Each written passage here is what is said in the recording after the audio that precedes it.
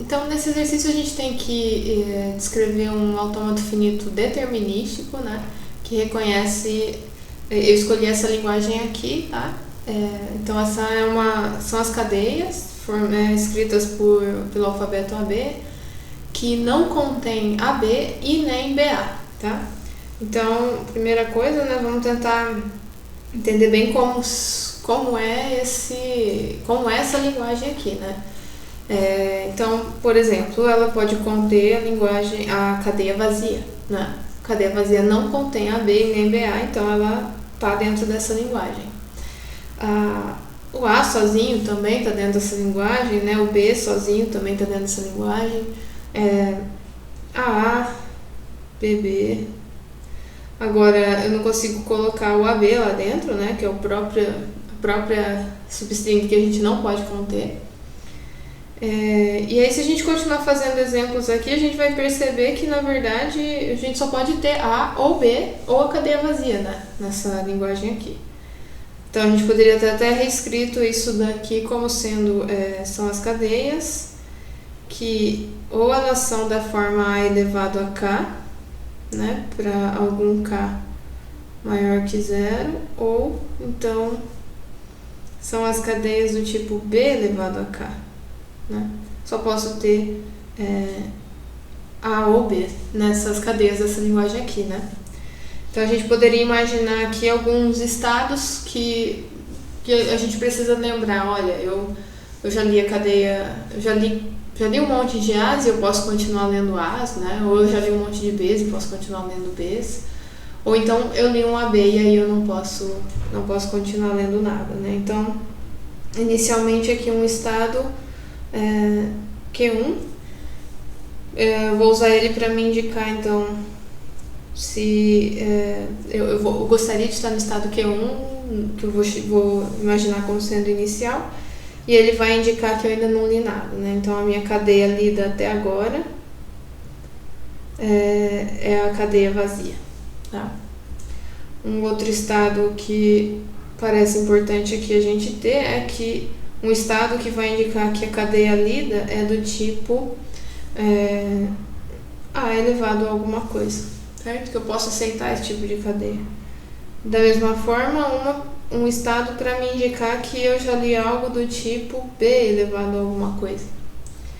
E um estado lixo, né? Que eu gosto de chamar de um estado lixo, a cadeia lida ela é imprópria, né?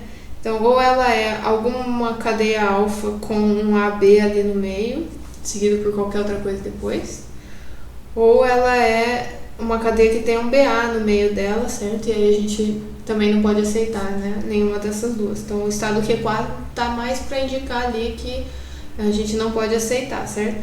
Porque a gente está falando de um autômato finito determinístico, né? Então, é um autômato que vai ter que... no diagrama, a gente vai ter que mostrar qual... ele vai ter que ser capaz de ler qualquer coisa, né? Então, como é que ficaria isso daqui? Eu tenho um estado Q1 que vai ser o estado inicial, certo? Então, a única forma de satisfazer que a cadeia lida é um elétron é o meu estado C inicial, né? E aí eu tenho o estado Q2, que me indica que a cadeia lida é do tipo A elevado a K, o estado Q3 e o estado Q4. Bom, tanto o estado Q2 aqui quanto o Q3, eles representam que já foi lida uma cadeia que é válida, né, para a nossa linguagem. Ela é do tipo A elevado a K ou B elevado a K, né? Então, eles também podem ser estados finais, aliás, devem, né, ser estados finais. O Q4 não, né? O Q4 já ele está indicando ali que eu li uma cadeia inválida, então ele não pode ser estado final, certo? E aí, bom, eu estou no Q1, não li nada ainda. Se eu ler um A, então a cadeia lida fica no formato A elevado a alguma coisa, A elevado a 1, né? Se eu leio B a partir do Q1, então a cadeia lida até o momento é do tipo B elevado a alguma coisa. Estando no Q2, eu posso continuar lendo As, e aí continua sendo válido que a cadeia lida é do tipo A elevado a K. Mesma coisa aqui pro Q3, posso continuar lendo Bs. E aí, se eu leio um B a partir do Q2, isso torna uma cadeia inválida, né? Mesma coisa se eu leio um A a partir do Q3. E aqui, estando aqui no Q4, eu posso ler qualquer coisa, não importa, eu vou ter que continuar ali, porque vai continuar sendo inválida, né? O formato da cadeia vai ser tipo esses daqui que eu citei já. Beleza? Então, só retomando, essa parte aqui é muito importante, tá? Descrever o que cada estado significa. Por que você decidiu colocar aquele estado no seu autômato?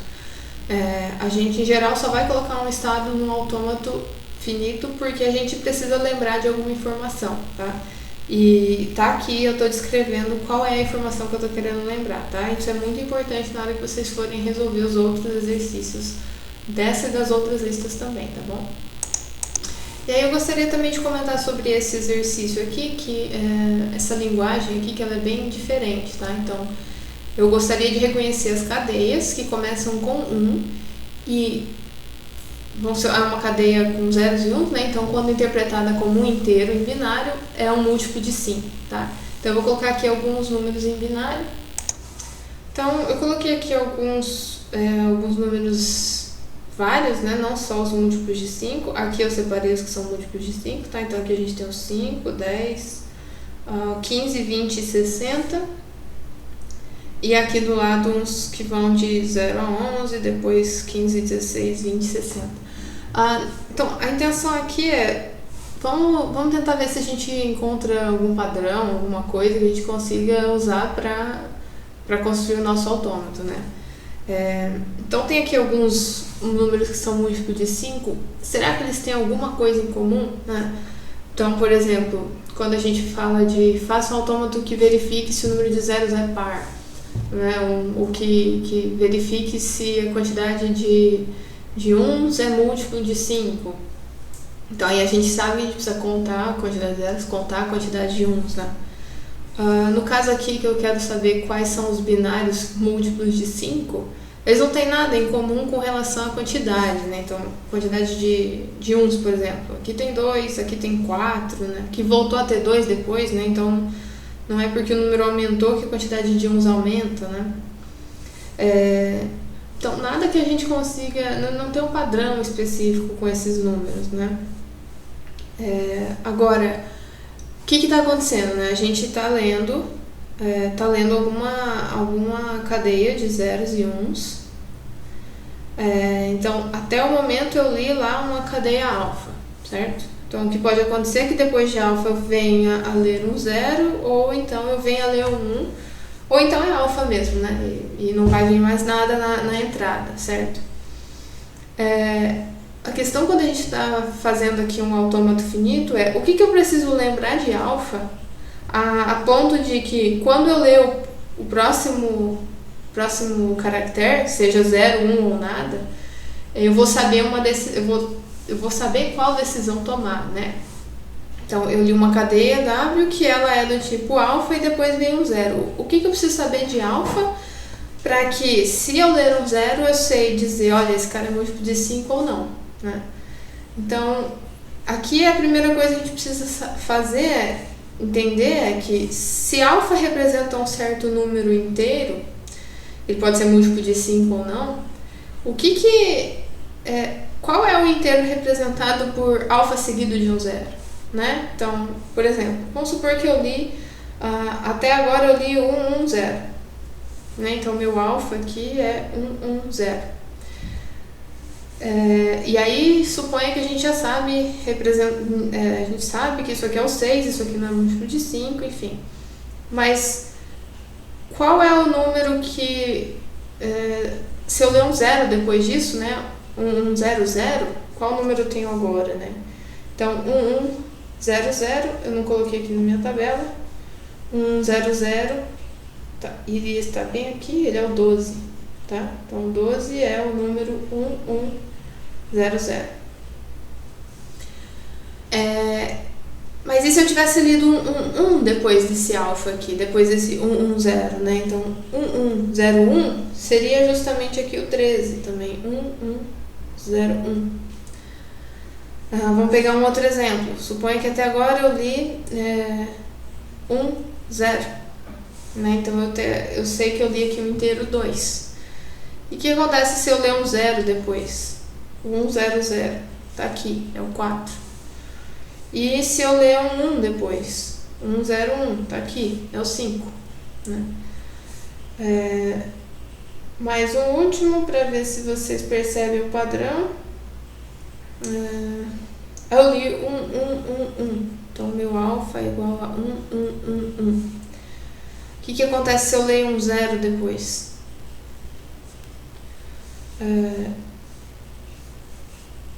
Eu vou ficar com o número 30. Ele não tá aqui. 1, 1, 1, 1, 0. Mas como que eu sei tão rápido que é o 30? Eu não tô conseguindo, eu não faço a conversão de cabeça rápida aqui, né? O que acontece é que se você tem um número em binário, deixa eu apagar essas rascunhos. Se você tem qualquer número em binário e vem um 0 depois, se você insere um 0 aqui no final dele, qualquer que seja a representação daquele número lá, ele era um certo número x inteiro, o que você tem agora é com certeza 2 vezes x, né?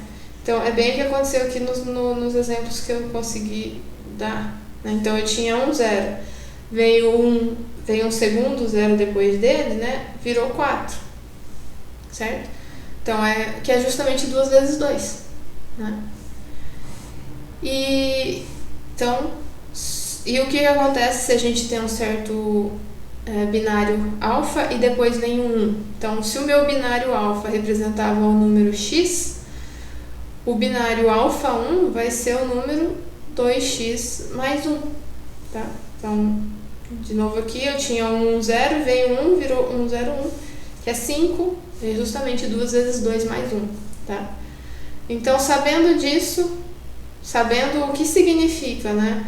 Ler um 0 depois de algo, ler um depois de algo ou ler nada, se eu já sei algo sobre esse alfa, então se eu já sei se ele é múltiplo de 5 ou não, será que eu consigo dizer qual é o caso para alfa 0?